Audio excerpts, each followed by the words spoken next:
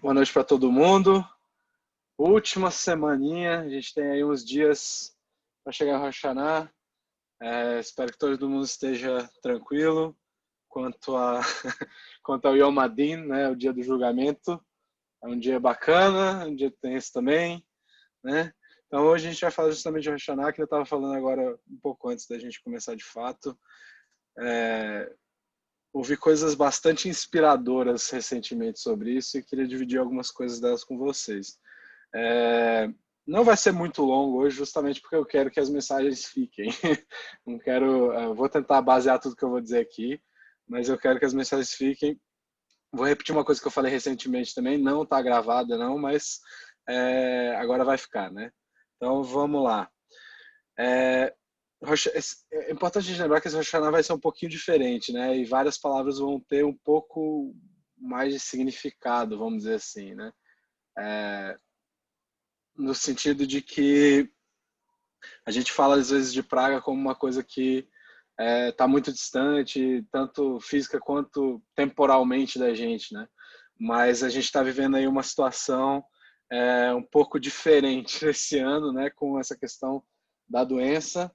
Eu sei que tem gente que tem opiniões diferentes sobre isso, mas eu não vou entrar nesse assunto, porque afinal de contas está afetando todo mundo, né? Está afetando todo mundo, seja só a questão econômica, seja só a questão da movimentação, seja a doença em si, né? Então a gente está vivendo uma praga meio moderna e quando a gente falar de praga a partir de agora, nossa geração vai lembrar um pouco desses dias de hoje, né? Então que Hashem ouça os nossos tefilot no caso, né? E que retire, que essa situação passe no fim das contas, né? Então vamos começar falando um pouquinho de Bereshit, né? E por causa de Rosh Hashanah, a gente vai ter que vamos explorar bastante a Torá hoje. Vamos até voltar a Netzavim, que parashá da semana passada também, né? Então vamos no número 1 aí rapidinho. Tem esse passuco 3:22 em Bereshit, diz o seguinte: E Hashem Deus disse: Eis que o homem se tornou como um de nós, para conhecer o bem e o mal. Agora talvez ele estenda sua mão e tome também da árvore da vida, coma e viva para sempre. Esse já é aquele momento em que Adão e Rava comeram do fruto da árvore do conhecimento do bem e do mal, né? E aí essa é basicamente a reação de Hashem. E agora, o que vai acontecer, né? E aí o Midrash fala uma coisa que é muito interessante, que diz assim: daqui aprendemos que Hashem deu a oportunidade de techuvá. Apesar de não estar explícita no Passuca, essa oportunidade é expressada pela palavra veatá, e agora, né? Então eu marquei no negrito ali o hebraico, né? E essa palavra veatá, que não é atá não é um pronome, tá? Aí quer dizer agora, esse atá, e como tem o V aí, e agora, né? Mas de onde é que a gente está tirando isso, né? Por que o Midrash está falando isso? A gente acabou de ler a tradução e não parece ter nada a ver, né? Parece bem complicada essa situação. De onde é que vem isso? E aí o Hafetz Haim acaba fazendo essa pergunta mesmo. Ele fala: ó, como é que essa palavra veatá expressa algum tipo de oportunidade de techuvá ou alguma coisa parecida, né? O que tem a ver essa palavra veatá com techuvá?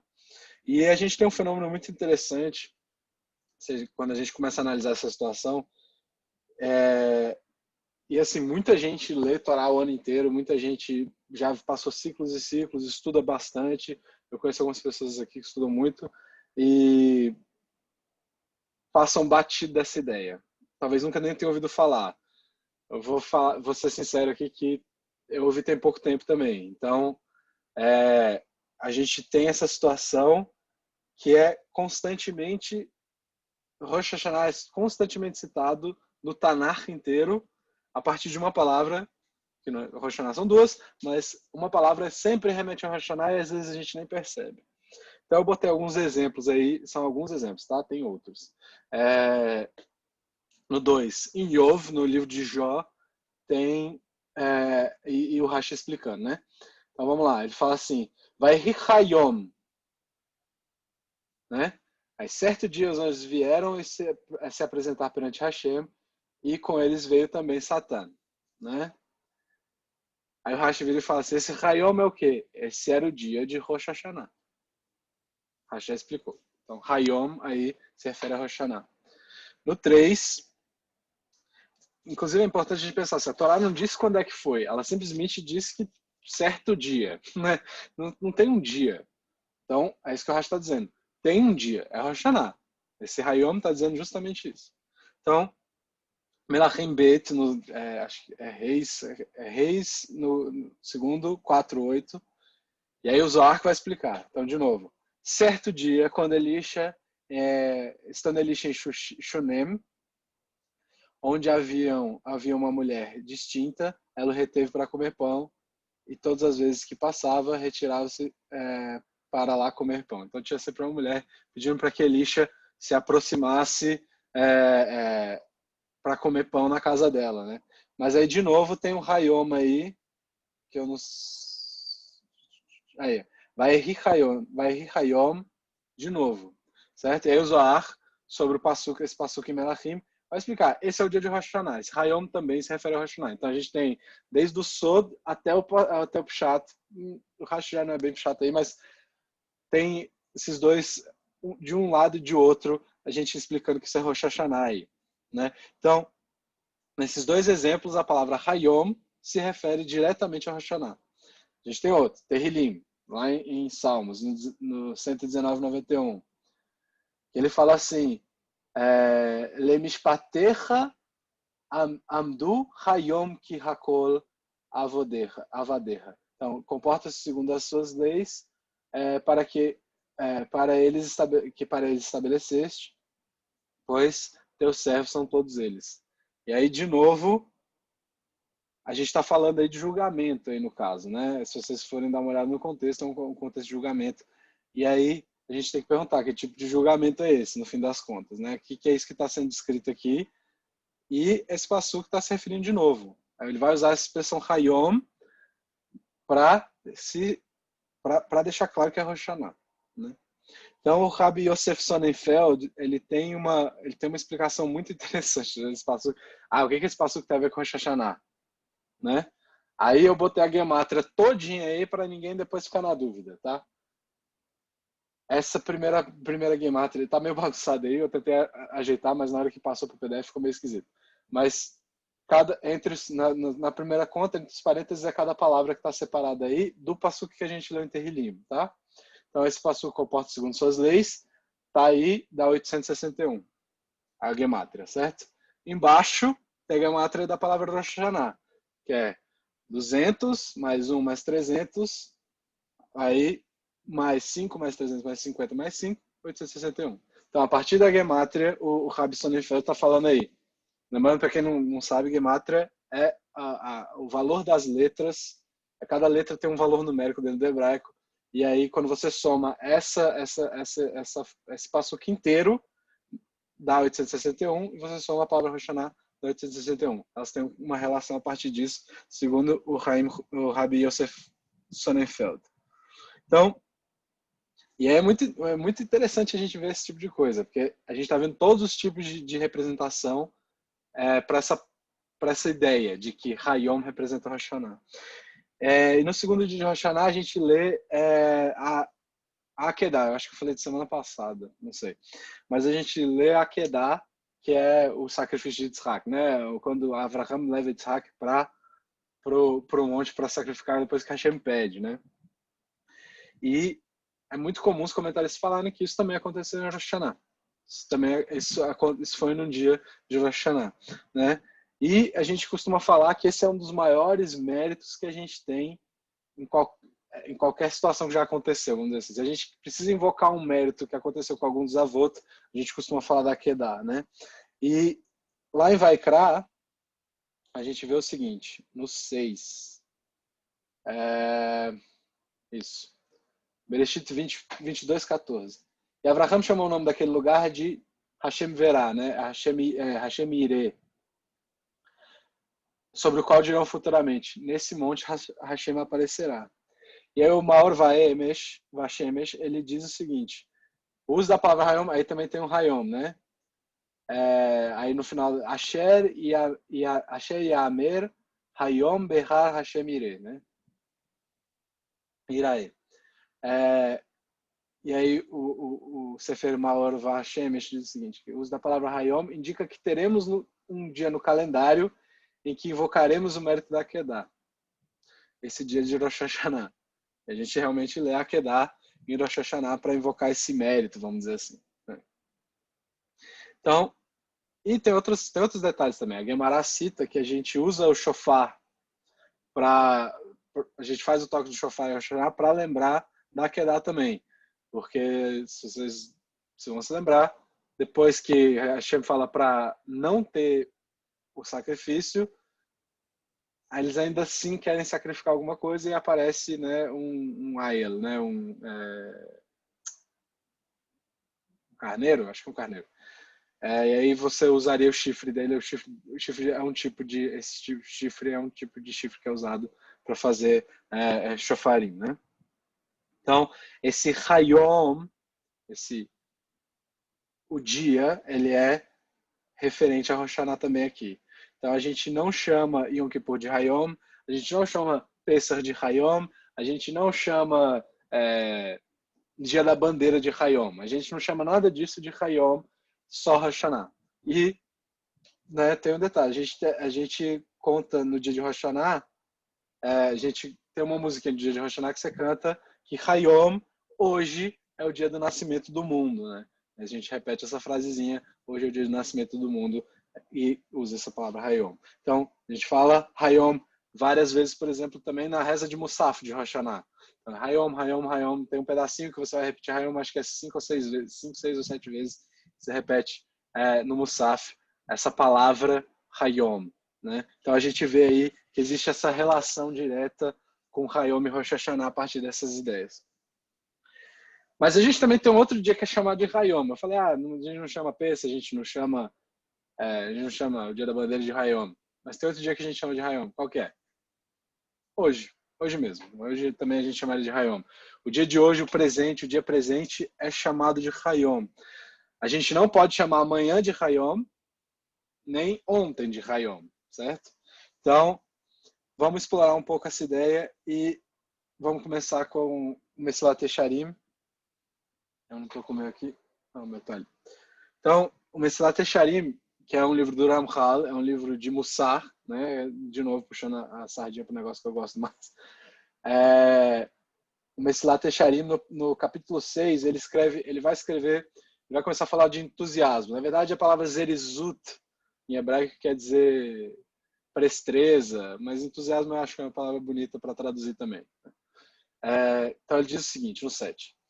Vemos com nossos próprios olhos, em várias oportunidades, como uma pessoa que já entende suas obrigações e que já entende o que faz com que suas almas sejam salvas e quais são as suas obrigações frente a seu Criador. Ou seja, uma pessoa que já sabe tudo, sabe das obrigações dela, sabe que ela tem que sabe que ela tem coisas na vida dela, nesse mundo que ela tem que resolver, no mundo espiritual e coisas que tem a ver com o Criador. Mesmo assim, elas podem negligenciar seus deveres, mas não por falta de conhecimento dos deveres ou qualquer outra razão. A razão é a letargia. A preguiça o domina. É isso que ele diz. A preguiça que diz para ele: vou comer um pouco. Você tem que fazer uma coisa? Não, vou comer. Ou então, vou dormir um pouco. Ou é muito difícil para mim fazer isso agora. Está muito quente. Está muito frio. A boca do preguiçoso está repleta de todas essas desculpas e pretextos. É isso que ele fala aí. O resultado é sempre o mesmo. A Torá é negligenciada, o serviço divino é abandonado e o homem esquece seu Criador. Como Shlomo Amélia escreve em Kohelet, no 10:18, pela falta de cuidado cede o teto e pela indolência afunda a casa. Esse é o famoso começo amanhã. É isso disso que ele está falando. Esse é o famoso vou entrar de dieta, mas hoje é quinta-feira. Quinta-feira é um dia ruim para começar. Vou começar na segunda. No caso, hoje é terça, mas vale também, né? Então, às vezes a gente racionaliza muito certas coisas e essa é uma palavra legal da gente falar porque é isso. Às vezes a gente pensa demais numa situação e o que acontece? Você gasta uma energia para procrastinar, para deixar para depois. Então, se eu fizer amanhã, eu vou ter um pouco mais de tempo. Amanhã tá mais tranquilo, não preciso fazer hoje eu vou descansar. Ainda tem 10 horas no dia aí para viver, mas eu vou descansar um pouco e aí depois eu faço, né? A gente acaba se convencendo de que não precisa fazer agora, a gente acaba se convencendo e gastando uma baita de energia para fazer isso, para deixar para depois, e isso cria um ciclo infinito. É um exemplo. Quem já começou a tentar estudar Guimarães sabe. Mas o da Fiome, a gente começou um ciclo esse ano, né? Mas o da Fiome já terminou, já começou de novo e daqui a pouco tá chegando em Shabat, ou já chegou em Shabat e eu ainda não comecei. Então eu vou deixar para daqui a 7 anos. O ciclo da Torá sempre volta. Eu vou começar quando começar o ciclo. Cara, tudo isso, ou então vou começar a rezar só no Shabat, ou tudo isso é você estar racionalizando, você tá gastando uma energia para não fazer o negócio que você tem que fazer às vezes, né? Tô dando exemplos aqui da questão do estudo de Torá, porque é um ambiente, né? Mas enfim. O Ramchal, ele fala que a gente sabe o que a gente tem que fazer, mas naturalmente a gente enrola, naturalmente a gente deixa para depois, naturalmente a gente vai deixando passar, né? Mas porque a gente tem essa preguiça natural, é contra a nossa natureza você fazer na hora, você ter zerrizut, você ter essa velocidade, essa prestreza para fazer as coisas, né? Então, amanhã sempre é melhor na nossa cabeça. Vou deixar para amanhã fazer o que eu não quero fazer hoje, o que eu estou com preguiça de fazer hoje, né? E isso é uma coisa que, bom, enfim. No Sefer Ahavas Chesed do Hafetz Haim, no 8, escreve o seguinte: a principal razão é que, quando pensamos demais, a preguiça nos impede de servir Hashem e, por causa dessa procrastinação, perdemos dias, semanas e até anos das nossas vidas. A gente estava falando aí no começo de viver, fazer Yom Kippur até depois dos 90, até depois dos 100. Tem a ver, viu? Tem a ver com isso que a gente está falando. E o Hafetz Haim está falando, você realmente perde, não é só tempo que você está perdendo, você está perdendo tempo futuro que você não tem, que talvez você não tenha porque você não está fazendo suas coisas, né? Você está deixando para depois e você não está recolhendo o que seria o fruto do teu trabalho para aumentar seus dias, né? A gente vai falar disso daqui a pouquinho. Então é sempre melhor começar amanhã, na nossa cabeça às vezes, né? Então, techuvá não é sobre o que você deve fazer. Quando a gente fala de techuvá, meio que todo mundo sabe o que tem que fazer, né? A questão da techuvá não é o que fazer, mas quando fazer, né?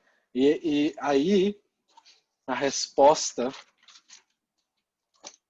para quando você pergunta quando que eu vou fazer techuvá, a resposta para quando fazer techuvá está no primeiro passo que a gente leu, veatá.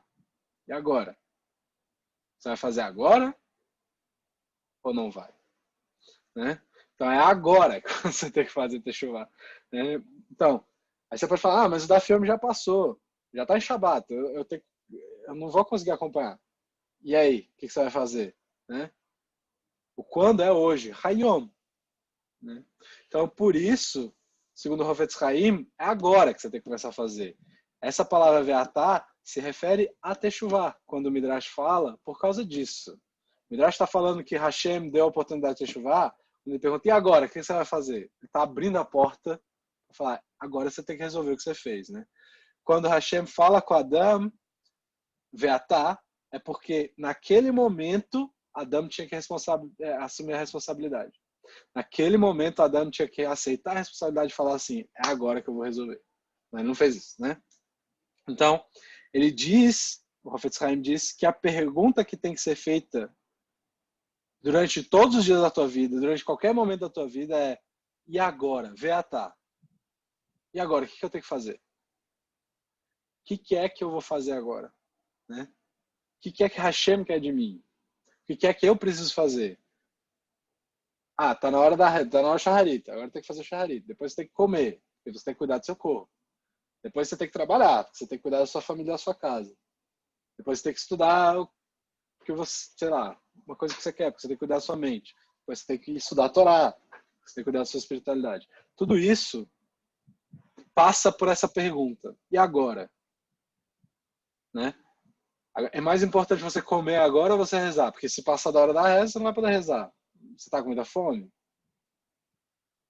Né? Todas essas perguntas têm que ser feitas. O VATA tem que ser feito, a pergunta tem que ser feita o dia inteiro, todos os dias, segundo o Hafetz Haim, né? Então, eu já tive um tempo com a minha família, e agora? Né? Tudo isso é muito importante. Então, se a gente voltar lá na Megillah Ruth, né? A gente vê uma situação muito interessante que é quando Naomi está sugerindo para Ruth falar com Boaz, né? Ir atrás de Boaz para casar com ele, vamos dizer assim, né? E aí ela cita uma coisa sobre Boaz que é muito, muito interessante. Vamos aí, no 9.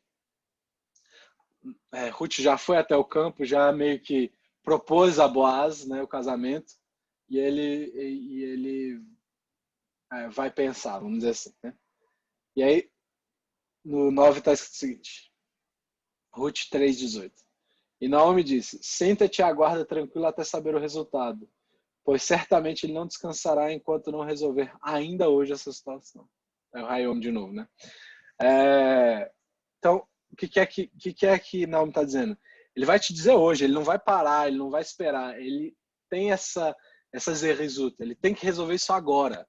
Não é para amanhã, não é para depois, né? Ele não vai deixar isso para depois. Ele não vai ficar esperando a grama crescer ou a tinta secar para resolver essa questão. Ele vai resolver agora, né? E Boaz acaba realmente se casando com Ruth, e dessa união veio Oved, que é pai de Ishai, que é pai de David, né? Então disso veio David Ameller, disso veio toda essa linhagem da qual a gente fala até hoje, né? E o Hafetz Haim ensina uma coisa ainda mais interessante sobre esse pedaço, que no dia do casamento Oved foi concebido. O que acontece? O que acontece depois? No mesmo dia Boaz morre também. E aí? E se Boaz tivesse falado assim, não, mas vamos esperar uma semana, porque na semana que vem não vai chover, ou qualquer coisa parecida. Vamos esperar uma semana, porque entra o mês novo e eu prefiro o outro mês, ou qualquer coisa. Ou então, se eles tivessem, não, vamos planejar um festão e vamos esperar daqui a 6 meses para casar. O que teria acontecido? Né? Talvez a gente não tivesse essa linhagem. Como é que ia fazer? Como é que a gente ia ter a linhagem da vida Meller se Boaz tivesse morrido sem ter tido um filho? Né? Mas Boaz tinha a midá de zerrizut, essa midá de entusiasmo, essa midá de presteza muito, muito forte dentro dele, né? Que é uma característica que incorpora essa questão do veatá, e agora, ou é agora, né? Ela incorpora isso, incorpora inclusive a ideia de Rosh Hashanah, é chamado, que a gente falou, é chamado de Hayom, porque o único jeito de ter um bom ano ou conseguir alcançar algum objetivo que você quer muito é começando a botar essas coisas no trilho agora. Não é amanhã, não é depois de amanhã, não é quando passar o próximo ciclo de Dafyomi, não é nada disso. É agora. Então, o amanhã tem uma conotação completamente diferente na Torá, no Tanar, do que o agora, do que o Veatal, do que o Hayom. Se a gente for analisar o amanhã, a gente vai ver uma outra coisa. Vamos dar uma olhada aí. Eu botei todos eles juntos, no 10 aí. E Shemot 17:9, Shmuel Aleph 30:17 e Esther 5:8. Botei coisas bem diferentes aí, só para a gente ter essa noção. E Moshe disse a Yehoshua, escolhe para nós homens e sai, lute com Amalek. Amanhã eu estarei sobre o cume da colina com o cajado de Hashem na minha mão. A palavra mahar está do lado da palavra Amalek. Né? Vamos para o próximo. E Davi, em Shmuel Aleph, no primeiro Shmuel, Samuel. E Davi os feriu desde o crepúsculo até a tarde do dia seguinte. Isso é a luta contra Amalek, de Davi. E não escapou nenhum homem, salvo 400 moços que montaram em camelos e fugiram. Mais uma vez a palavra aí, lemacharatam, que é de machar também, né? Também é de amanhã, né? E aí em Esther tem quando ela vai botar o plano dela nos trilhos para expor, vamos dizer assim, Haman, o que acontece? Ela foi lá diante do Ahasverosh, se ajoelha, pede um pedido para ele e há um jantar, né? E aí essa é a parte interessante. Então, se achei graça aos olhos do rei e se bem parecer ao rei conceder-me a petição e cumprir meu desejo, venha o rei com Haman ao banquete que lhes hei de preparar e amanhã farei o segundo a palavra do rei. Mais uma vez, Haman está associado a Amalek. Haman é Amalek. E, de novo, a palavra Mahar aí, o Mahar, para se referir a Amalek. Então, a palavra Mahar, a palavra amanhã, está associada com Amalek. Né? Então, nesse caso, é o nosso inimigo. Então, se você deixar as coisas para amanhã, você está deixando lá para Amalek. Então, deixar as coisas para depois é o nosso inimigo. Certo? Então, vamos fazer hoje Hayom. E aí, é muito interessante essa ideia. Então, por isso, Netzavim, que é uma paraxá que a gente sempre vê em Rosh Hashanah, Netzavim tem essa conotação do é hoje. Né?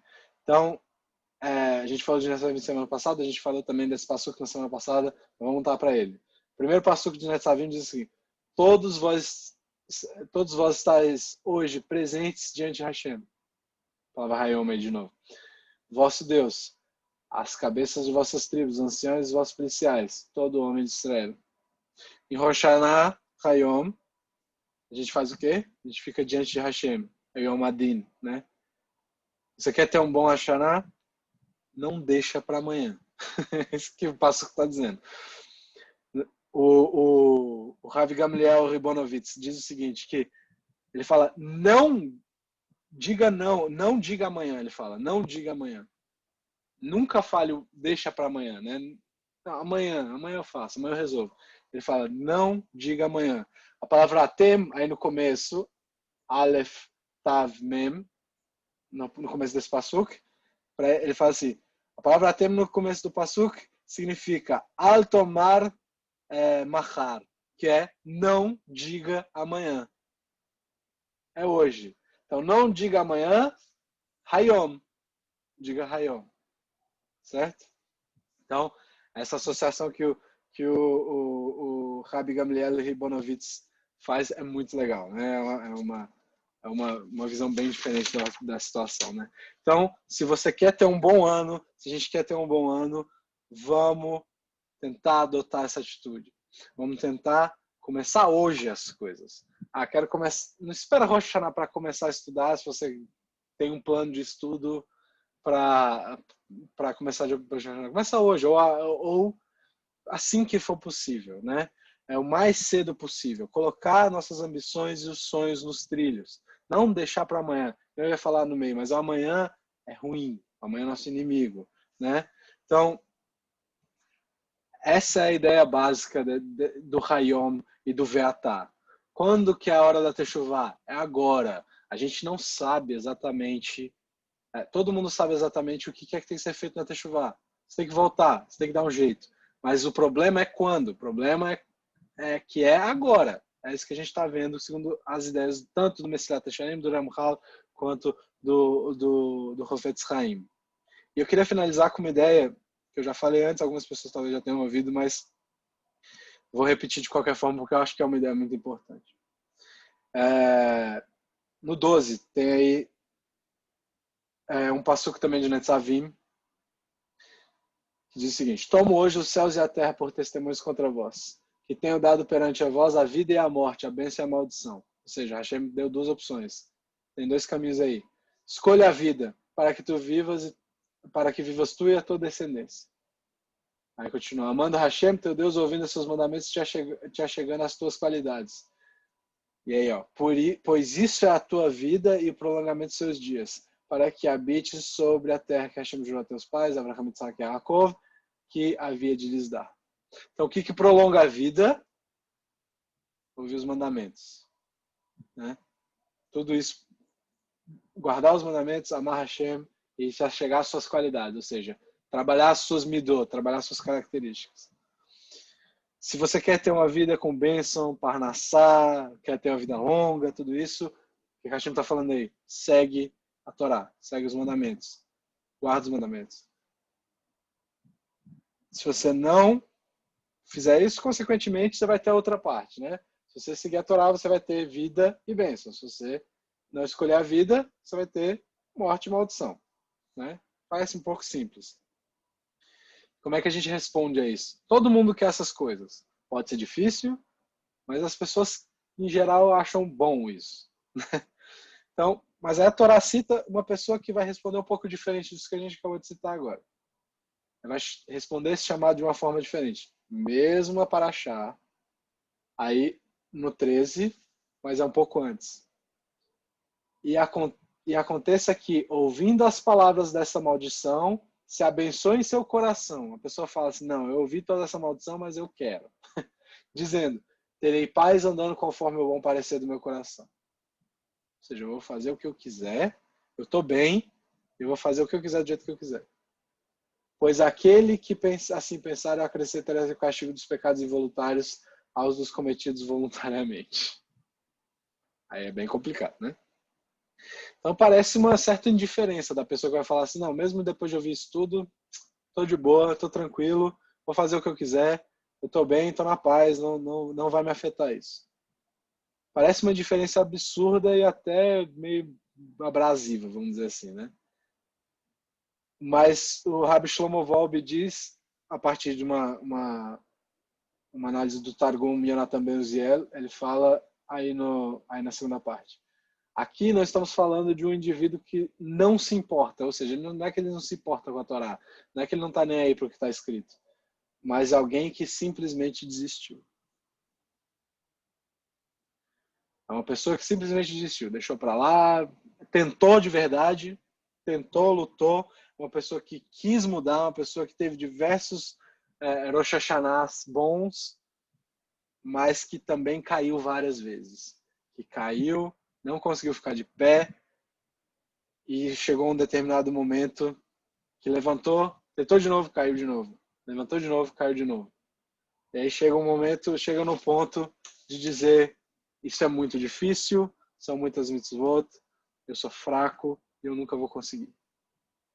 E esse pensamento que é complicado, esse pensamento que o Rabbi Shlomo Wolbe vai falar, isso é uma midá, isso é uma característica que é chamada Yeush. Yeush, em português, é desespero. A pessoa entra em desespero, a pessoa perde aquela capacidade de querer tentar de novo. Então, Yeush, essa me dá de desespero. Quando a pessoa se desespera, ela desiste e acaba dizendo, agora eu vou fazer qualquer coisa, eu vou fazer o que vier na telha, porque não tem mais por que eu tentar isso. Eu não vou conseguir. Né? E o Wolbe diz que a midá a característica que a gente mais deve evitar durante os dias de Elul e Tishrei, ou seja, antes de Rosh Hashanah, é a midá de Yeush, é a midá de esse desespero. Né? A gente sabe o quanto esses dias são preciosos, o quanto esses dias são importantes, porque Hashem está próximo da gente, né? Hashem está acessível, e ainda assim a gente hesita, ainda assim a gente tem um pouco de dificuldade de ver a situação, né? Porque a gente já falhou. Eu já falhei anteriormente. Então, se você já falhou, é mais difícil você tentar de novo, né? A gente acha que a mudança tinha vindo, às vezes, mas não veio. Quando chegou aquela situação, você voltou àquela velha forma rapidão, né? Então, eu achei que a mudança tinha vindo, mas não veio e eu falhei. Então, talvez seja o momento de desistir agora. Né? Todo mundo já deve ter pensado nisso alguma vez. Não vou nem tentar mais. Então, a midá de Yeush é esse veneno. Essa característica de desespero é um veneno e ele pode acabar destruindo a gente. Né? O que a gente tem que fazer então? Eu já tentei várias vezes, já tentei me tornar alguém melhor muitas vezes. Então, como é que melhorar? Como é que eu conserto o que precisa ser consertado? Se nada fez sentido até agora, eu espero que pelo menos essa mensagem fique. O Rabbi Israel Salanter, que é um dos caras que liderou, que começou o movimento de Mussar na Lituânia, né? Que começou o movimento de vamos trabalhar nossas características primeiro, porque essa é a base da Torá. A gente só vai internalizar a Torá de fato quando a gente estiver bem por dentro, quando a gente puder ter um lugar para guardar dentro de fato. Rabbi Israel Salanter, no livro dele, Or Israel, ele fala muito de Kippur em um determinado momento. E ele vai falando de como Yom Kippur é uma coisa maravilhosa, é um presente que a gente recebe, e é o maior presente que a gente já recebeu. Então parece que quando ele está falando de Kippur, ele vai entrar nesse aspecto, ele vai falar que agora é o momento, fica aparecendo, ele vai escrevendo e fica aparecendo, que ele vai falar que agora é a hora de mudar tudo, vou dar o famoso 180, né? Mudar completamente, nascer de novo, né? Fica parecendo que ele vai falar isso. Mas ele diz outra coisa. Ele diz Gam Hamat Tov Meod. Ele fala, mesmo um pouco é muito bom. Então, o que ele está falando aqui? Ele está falando que qualquer passo que você dá é muito bom. E quando a gente estava falando que Rosh Hashanah, que só tem um outro dia além de Rosh Hashanah, que é chamado de Hayom também, que é o dia de hoje, ele está falando que você pode dar um passo a cada dia. Todo dia você tem a oportunidade de agir dessa forma. Um pequeno passo também é muito bom. É uma coisa gigante no fim das contas, né? Então não foi o Lance Armstrong o primeiro cara, não sei nem se foi ele mesmo, o cara que foi na Lua lá e falou assim, um pequeno passo para o homem, um grande passo para a humanidade. Não, esse passo que você está dando para mudar, pode parecer pequeno para você agora, mas depois lá na frente você vai ver, cara, se não tivesse feito aquilo, não teria mudado tanto que eu mudei. Esse passo, esse um pouco que é muito bom, ele pode ser o mundo inteiro. Ele é inestimável, segundo o Rabbi Salanter. Era essa mensagem que eu queria deixar para vocês hoje, pessoal. Espero que todo mundo tenha um Rosh Hashanah muito bom e que a gente possa começar hoje o próximo ano que vem aí de uma forma muito boa.